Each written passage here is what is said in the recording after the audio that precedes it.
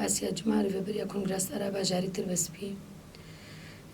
ڕاستیش بۆ تەجریدکردنا سەر ڕێبەرتی ئەم هەموو زانشخوا سێدەی 21 ساڵی گۆڕێبەرتی دەوڵەتا ترک فاشست کۆمپلۆکی ئەو گرت برە گرێبا ئیمرالیدا یعنی ئەو داگرتنجی بەس هینە ئەو کینا گولبەر هەمبەری سەرۆکاتی و فکری سەرۆکاتی هیناژی زیێدەتر دبێ یعنی ئەم کارم بێژن تێناوی ناکەی بۆیە گرتنیژی نەهات گرێوێ دەژی ترسا سەرۆکاتی سەرواناکەی هەبوو دلێوادە هەبوو گەلێکی هشت ژمارباتی قوتبی دەردۆری قوتبی نەشکو کە زیارەتاوی ناکەی بکەی حتا کەسی ینی فترەکە گەلکی درێژ کەسی نزانی بوو ینی ڕەوشا سەرۆکاتی چییە تەندروستاوی ناکەی چییە ji ber ku dewleta Tirk dixwast wînakê ji binî wî û gel jev xwe dibike dît hewqasî gel pê vegirêdayî fikrî vegirêdaya dixwast wîna jev xwe dibike lê rêbertî li gorî ew qa zerfê got û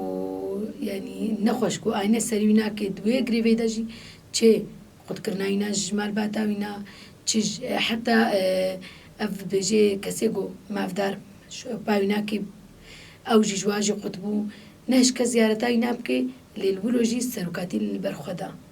یعنی لەبەرخوادا لە هەمبەری دەوڵەتا ترک یعنی گوت گۆن و ئەز سۆز دایەگەلی خوا ئەزێ حتا داوی لەبەرخوا بدم سەرۆکاتی کتێبێ خوا کردنە هەڤالی خوا کردنە مالباتا خوا کردنە گرەگەلێ خوا سەرۆکاتی گۆتجی گۆ ئەف دەربووە کە جێ مەکتەبێکی ژمرە مکاری بوو ئەس پێ وەکەت بێوەختی خوا پێ بقەدێنم ڕاستی دەوڵەتا ترک ینی هەندورەی گرێوێ دراو هەندورەی ئیمرالیدا تەجریدکردن دوو تەجریدکردن سەر سەرۆکاتیتانی یعنی چاوە ئەو قا حەبسەکە ولۆ مەزن شخصێکی تەنێ بکێدا ئەو شخصی هەناکێدا یعنی هەندورەی وێ حەبسێدا دیسانەکەی تەجریدکردن سەر چێتکردن دخواست جبنی سەرۆکاتی تێنە بکەی لێ هەو قاسی گەل گاوا ڕابوو سەرپیا بێ چالاکیە ترسا دەوڵەتا ترک چێ بوو هینەکی سەر سەرۆکاتی وەکەت بێ ئەv تەجریدکردن ڕاکرد فترەکی هەر دەمی فترەکی دەدیت گۆگەل چقاس چالاکی خۆزی دەتکرد جاران ناو هەر ئەم بێژن چەند ساڵێکی دەتێش گۆ هەفتیتنەک چێ بێ ڕاستیژی وشخوا بێ فترا داویژی پشتی ئەم هەموو پێحسان و چاوایانی ئاگر بۆی دێخستن بدارا دارستان خستن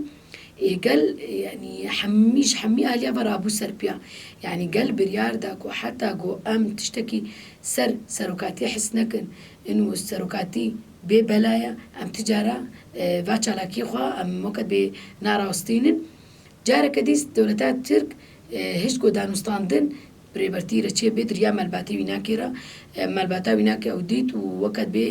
گەل هەنێکی تەمنی سەر ڕەوشا سەرۆکاتی ڕاستیژی دوی زەرفێ هەناکێدا ئەف زەرفێ گۆم دبینن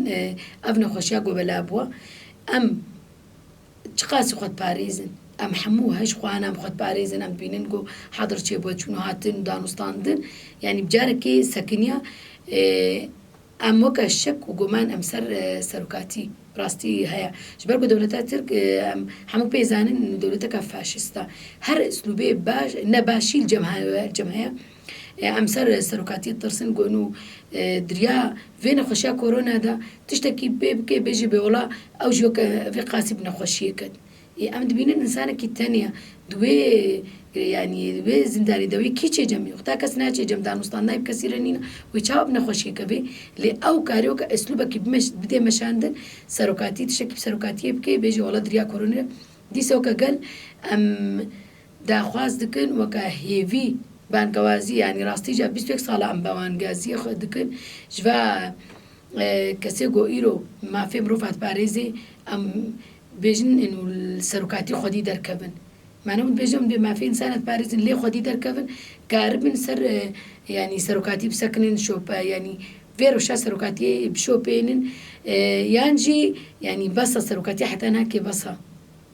21 sal yanî gerek mesela serokatî daîmen bakê bêje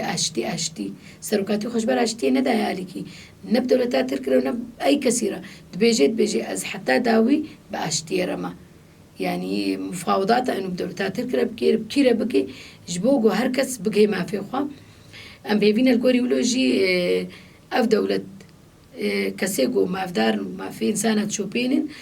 لي خدي دركفن ودانستاني بدولتات تركب بكن جبو ام كاربن بهتر ام سر روشا سروكاتي زانبن كاوضايوي صحيتيا دفي ظرفيجو ام دبينن